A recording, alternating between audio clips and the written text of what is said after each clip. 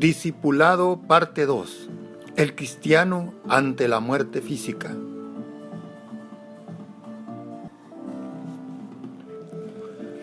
Dios tiene el poder sobre la vida y la muerte. El pueblo de Dios siempre hemos creído que la vida y la muerte están bajo la voluntad de Dios. Él tiene la prerrogativa soberana de dar la vida y tomarla cuando a Él le plazca, o bien extenderla o acortarla conforme a su propósito. Podemos leer en la Escritura, en Deuteronomio 32:39. Miren ahora que yo soy, y no hay Dios fuera de mí. Yo hago morir y hago vivir. Yo hiero y yo sano, y no hay quien escape de mis manos.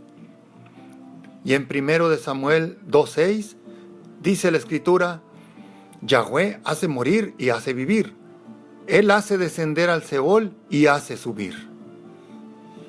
Y en uno de los libros históricos, que es Segundo de Reyes 5:7, dice la Escritura: Cuando el rey de Israel leyó la carta, rasgó su ropa y dijo: ¿Acaso soy Dios para dar muerte y dar vida? ¿Para que éste me mande decir que yo sane a un hombre de su lepra? Sepan pues y dense cuenta de que él busca provocar contienda conmigo. Continuamos leyendo en el mismo libro, Segundo de Reyes, capítulo 20, 1 al 6. En ese tiempo, Ezequías cayó enfermo de muerte. Entonces el profeta Isaías, hijo de Amós, vino ante él y le dijo: Así dice Yahweh, pon en orden tu casa porque vas a morir, no vivirás. Entonces Ezequías volteó su rostro hacia la pared y oró ante Yahweh, diciendo: Oh Yahweh, acuérdate de que me he conducido delante de ti en verdad y con corazón íntegro, y he hecho lo que es agradable delante de ti. Luego Ezequías lloró con amargo llanto. E Isaías no salía aún al patio central cuando le vino palabra de Yahweh, diciendo: Regresa a decir a Ezequías, príncipe de mi pueblo: Así dice Yahweh, Dios de tu padre David: He escuchado tu oración y he visto tus lágrimas. He aquí que te sanaré, y al tercer día subirás al templo de Yahweh. Yo añadiré 15 años a tus días, y te libraré a ti y a esta ciudad de las manos del rey de Asiria. Yo protegeré y libraré a esta ciudad por amor a mí mismo y por amor a mi siervo David. En Proverbios 10:27 podemos leer: El temor de Yahweh prolongará los días, pero los años de los inicuos serán acortados. Y en Lucas 12:4-5, en el Evangelio, dice: Y yo les digo, amigos míos, no tengan temor de los que matan el cuerpo, pero después nada más pueden hacer.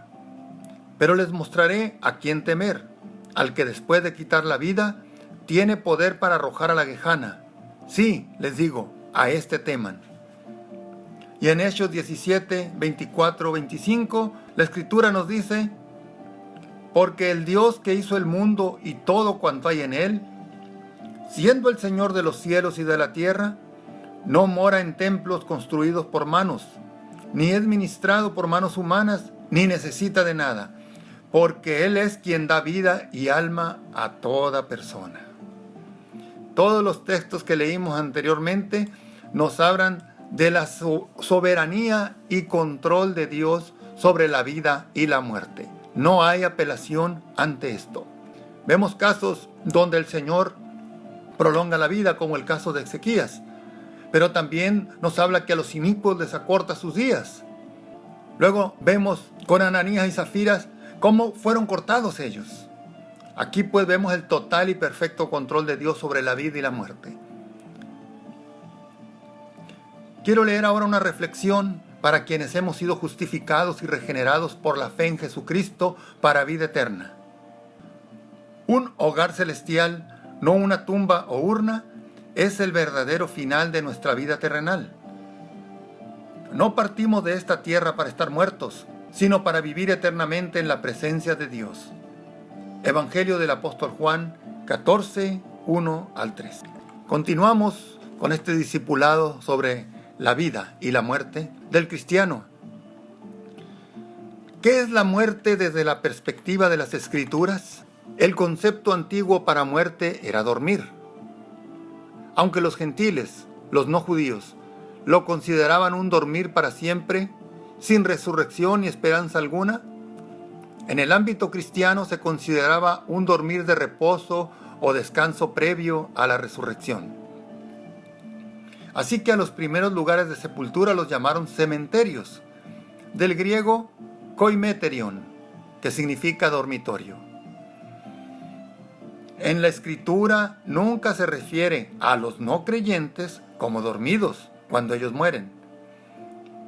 Para quienes mueren sin haber nacido de nuevo por el Espíritu Santo no habrá ya reposo, sino que van a un lugar de tormento previo, donde permanecerán hasta su resurrección para condenación eterna en el juicio final de Dios.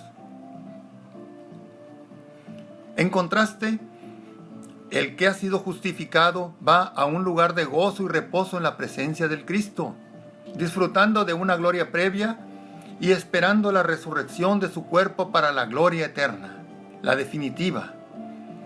El concepto de dormir no significa que el alma del cristiano fallecido está en una especie de animación suspendida y sin conciencia alguna, sino que está plenamente consciente y en regocijo inefable en espera de la recompensa que le fue asignada y delante de la presencia del Señor. Uno de los epitafios cristianos más comunes en las catacumbas romanas es "en paz", citando el Salmo 4:8. Yo me acostaré y dormiré, porque solo tú, oh Yahweh, me haces vivir en paz. Así veían la muerte los primeros cristianos, los cristianos de la iglesia temprana. Como ya lo citamos, Pablo dijo: deseo partir para estar con el Cristo, lo cual me conviene mucho más. Filipenses 1:23.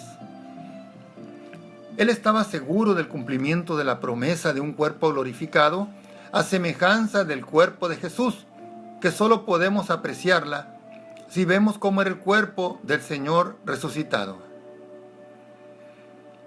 El resucitar con Jesucristo no es nada más volver a vivir, sino que es vivir en un cuerpo vinculado con el antiguo cuerpo que se tuvo. La resurrección del cuerpo no se refiere a un cadáver resucitado, sino a un nuevo cuerpo que nunca morirá de nuevo, ni estará sujeto de nuevo a las pasiones pecaminosas, carnales y tan limitantes de este cuerpo que actualmente tenemos todos los que hemos pasado por la tierra. Este nuevo cuerpo estará plenamente diseñado para la vida en la eternidad. El cuerpo con el que se dotará a los cristianos fallecidos que resuciten y a los que estemos vivos cuando seamos arrebatados, será un cuerpo celestial acondicionado, adecuado para la existencia en el cielo. Un cuerpo celestial, pues.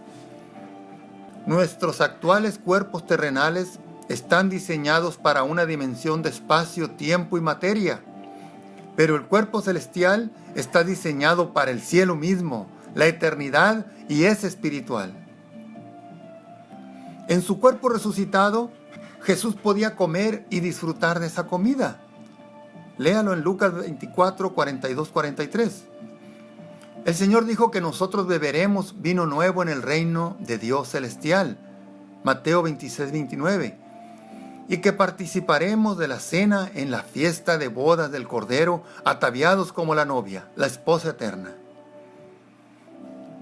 Jesús podía aparecer y desaparecer a voluntad. Lucas 24, 31 y 36. Podía ser tocado. Lucas 24, 39. Podía atravesar cuerpos sólidos. Juan 20, 19, 26. Podía elevarse en el aire.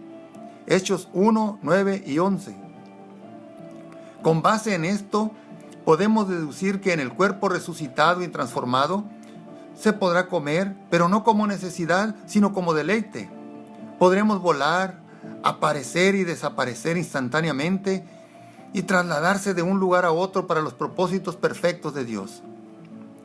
Las principales características de este nuevo cuerpo se especifican en la primera epístola a los Corintios, capítulo 15, versículos 42-44. 1 Corintios 15, 42-44. Del mismo modo es también la resurrección de entre los muertos. Se siembran en corrupción, resucitan incorruptibles. Se siembran en deshonra, resucitan en gloria. Se siembran en debilidad, resucitan en poder. Se siembra un cuerpo natural, resucita un cuerpo espiritual. Porque hay cuerpo natural y hay cuerpo espiritual.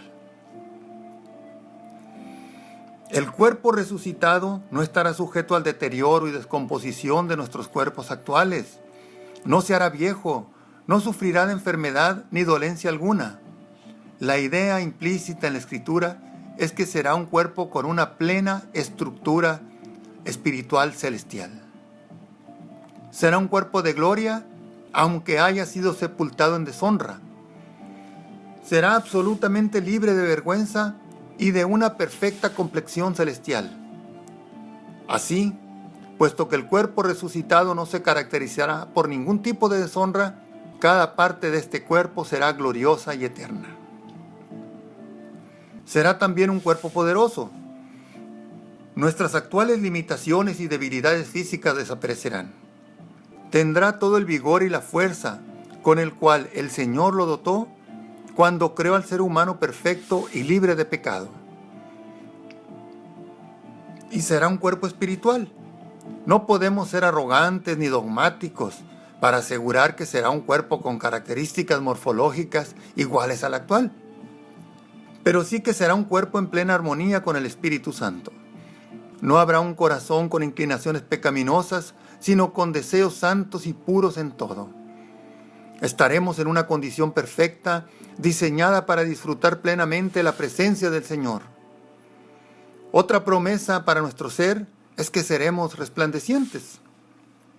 Las Escrituras nos dicen en Daniel 12, 2-3, y muchos de los que duermen en el polvo serán despertados, unos para vida eterna y otros para destrucción y vituperio eterno.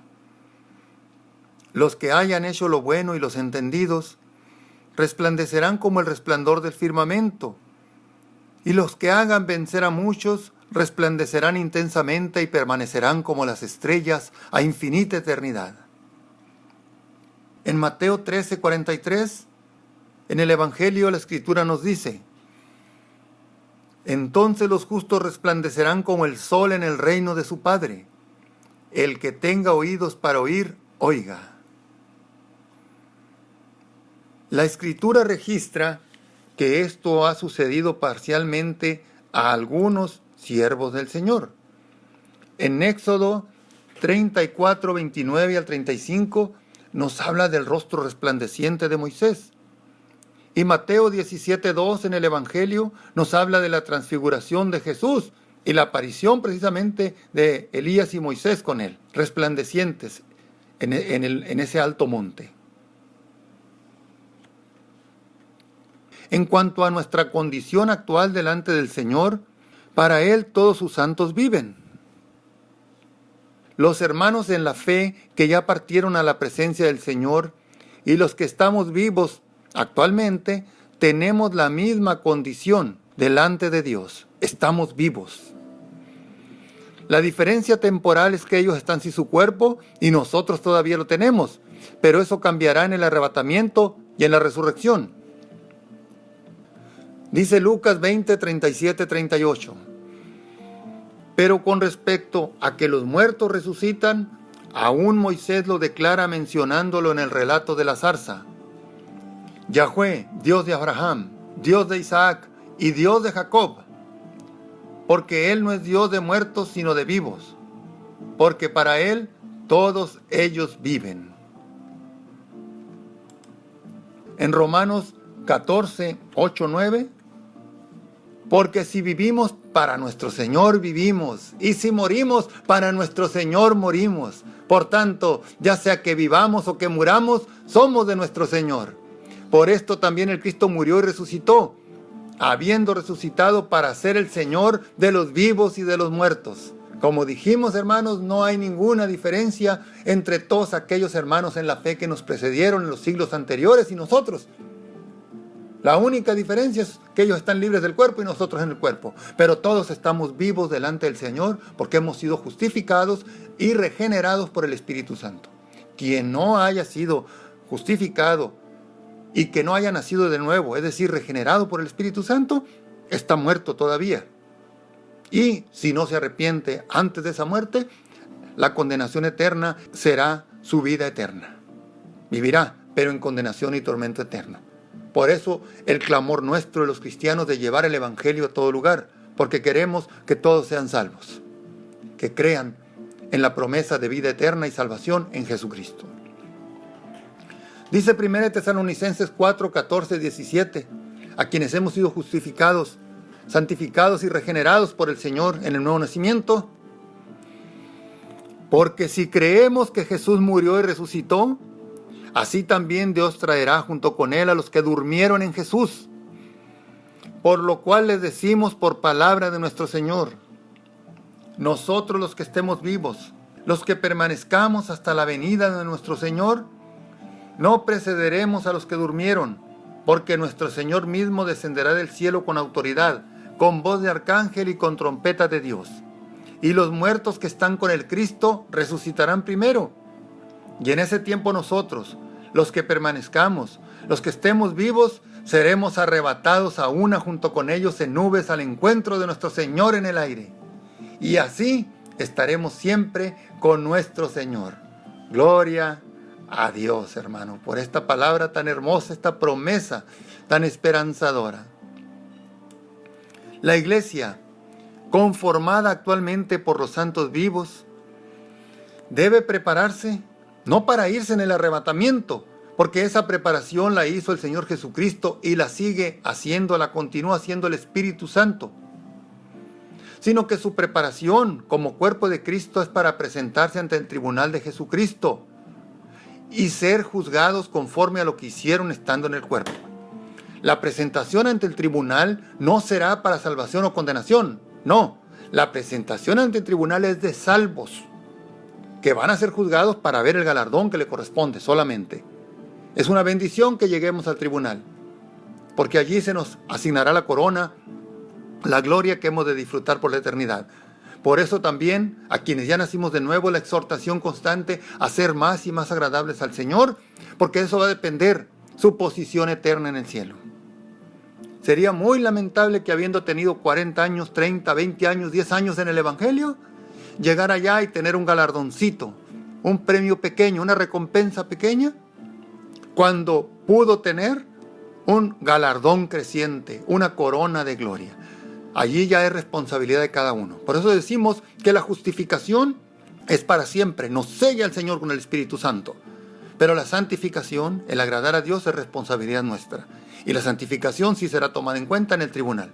Esto aplica solo para los que han sido regenerados, para los que ya somos salvos por el Evangelio de Jesucristo.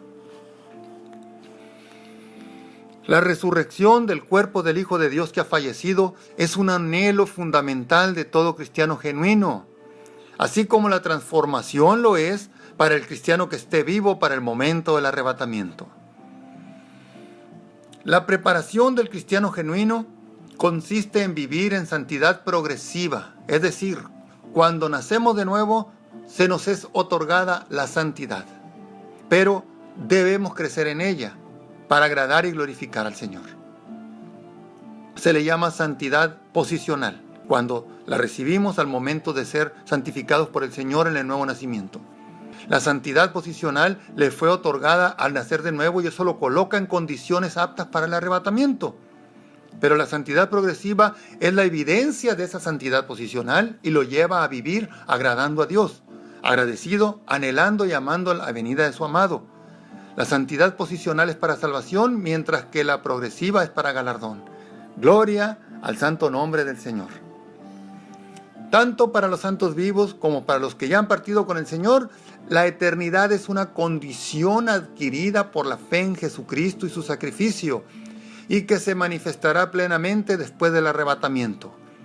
Para quienes no hayan rendido su vida a Jesucristo, la eternidad será algo horrendo, tormento eterno, con la conciencia, los sentidos sublimados en un cuerpo de condenación, en un cuerpo de tortura permanente por la eternidad.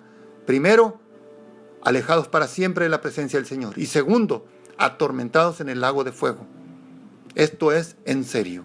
Por eso nuestro deseo como hijos de Dios, que ya conocemos el Evangelio, de que todo aquel que no se ha rendido al Señor se rinda. No me refiero a pertenecer a una religión, no me refiero a pertenecer a una filosofía, me refiero a haber sido justificado por la fe en Jesucristo y nacido de nuevo por el Espíritu Santo. Si no ha sucedido esto, está en condenación y destinado a tormento eterno, en un cuerpo resucitado, sí, pero con sentidos sublimados para tormento y tortura eterna. Dios es justo, Dios es amor, pero también es justicia. Todo lo que el hombre siembre, eso también va a cosechar. Nunca nos ha engañado Dios. El clásico Dios es bueno, es verdad, pero también es ira y es venganza. Horrenda cosa es caer en manos del Dios vivo. Por eso nos dice Mateo 25:46, a toda la humanidad, y estos irán al tormento eterno, pero los justos a la vida eterna. Vemos la diferencia. Algunos esgriman, argumentan que Dios ha matado mucha gente a lo largo de las edades. Él tiene el poder sobre la vida y la muerte. Es Dios y por tanto Él es soberano. En el momento en que perdiera su soberanía, Él pierde todos sus atributos y todas sus características. No existe tal cosa ni existirá jamás. Dios no se mueve por nuestros sentimientos. La muerte para Él simplemente no existe. Que el cuerpo muera es una cosa, pero la muerte no existe porque Él es Dios de vivos. La vida que tengamos va a depender de nosotros, en la vida eterna o en el tormento eterno. ¿Qué es la vida eterna? Los vocablos alam en arameo, olam en hebreo y aionios en griego nos transmiten el concepto de eternidad. Sus acepciones son eterno, eternidad, perpetuo, perdurable, para siempre, de por vida, tiempo ilimitado o sin fin, por los siglos de los siglos, sempiterno, por todas las edades. Es la manera que en español y en otros idiomas nos podemos referir a lo que es la eternidad. Toda persona existirá por la eternidad, pero ¿dónde pasará esa eternidad? No hay una simple extinción como algunos enseñan o desearan.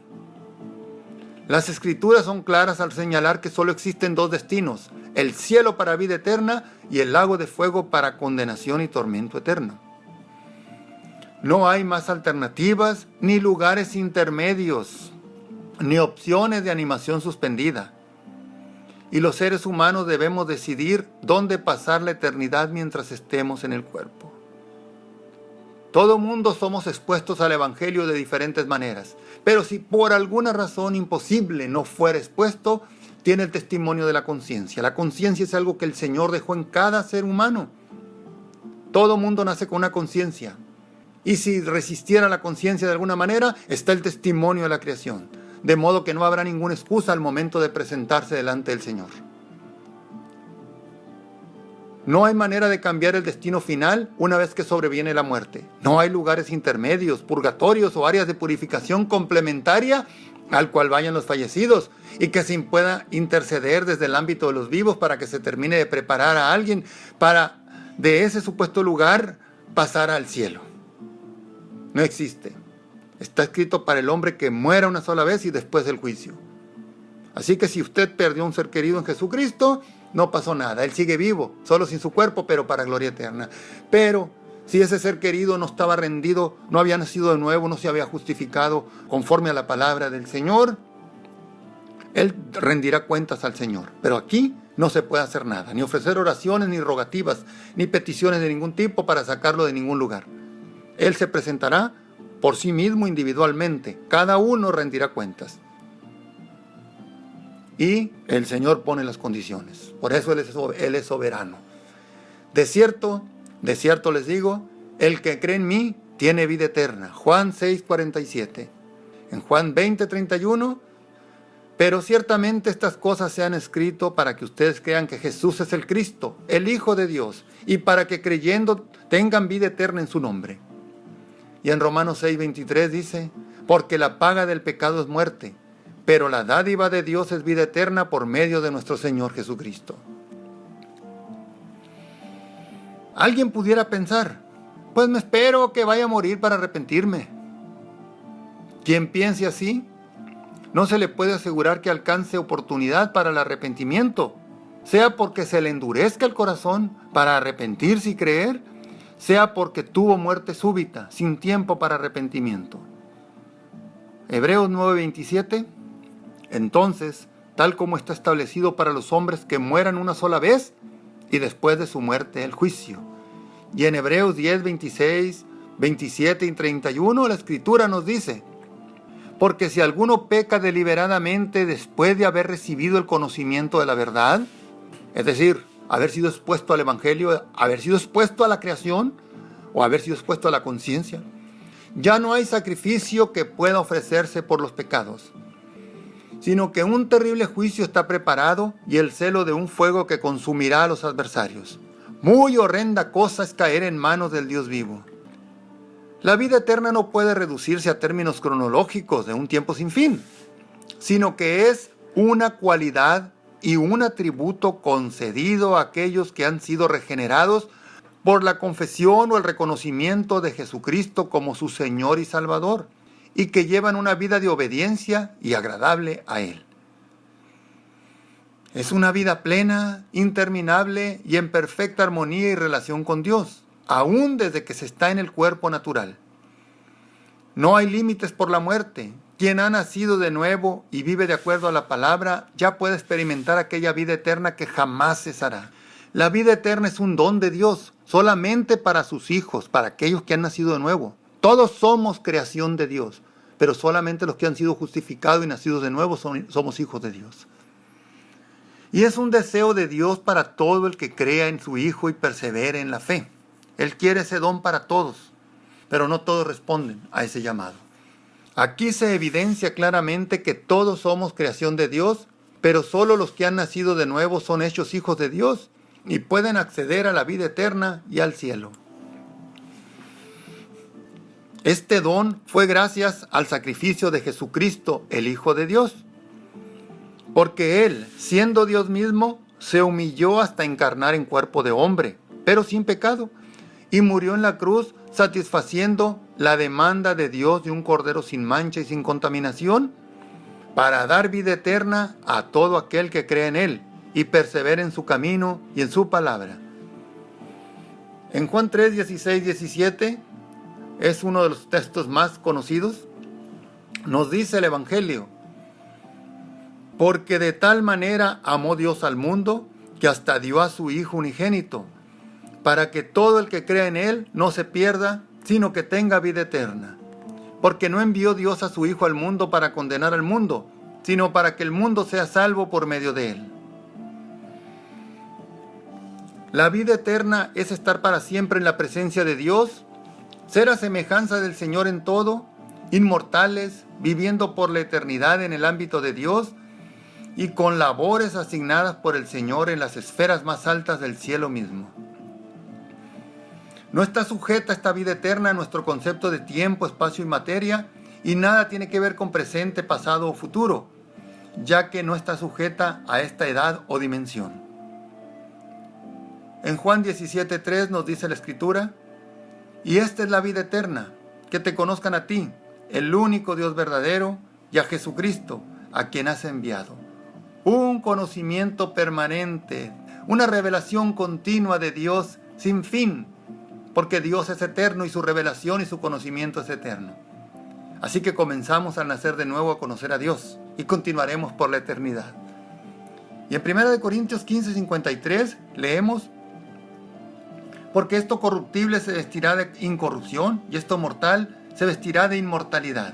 Este cuerpo que tiene la capacidad de morir ahora y que está destinado a morir, a desaparecer, será vestido de inmortalidad. Este cuerpo que se descompone, que se corrompe, que desaparece en el polvo, será vestido de incorrupción. En Filipenses 3:21 leemos, quien transformará el cuerpo de nuestra humillación para que sea semejante al cuerpo de su gloria, según la grandeza de su poder, mediante el cual todo se sujeta a Él. Y una promesa hermosa la podemos leer en Apocalipsis 14:13. Dichosos los muertos que mueren en Dios desde ahora. Sí, dice el Espíritu, para que descansen de sus agobios, porque sus obras siguen con ellos. Y en 2 Corintios 5, 1 al 10, viene una promesa hermosa, muy clara. Porque sabemos que si nuestra casa terrenal, esta del cuerpo, es destruida, no obstante tenemos una edificación que procede de Dios, una casa eterna en el cielo, no hecha por manos, porque ciertamente por esta gemimos, deseando ser vestidos con nuestra casa celestial. Si no, aun cuando estemos vestidos, seremos hallados desnudos, porque estando ahora en esta casa gemimos a causa de su peso, pues no deseamos desvestirla sino sobrevestirla, para que su mortalidad sea absorbida por la vida. Y el que nos prepara para esta misma es Dios, que nos ha dado las arras de su Espíritu. Porque nosotros sabemos, pues, y estamos convencidos de que mientras habitamos en el cuerpo, estamos ausentes de nuestro Señor, porque por fe andamos, no por vista.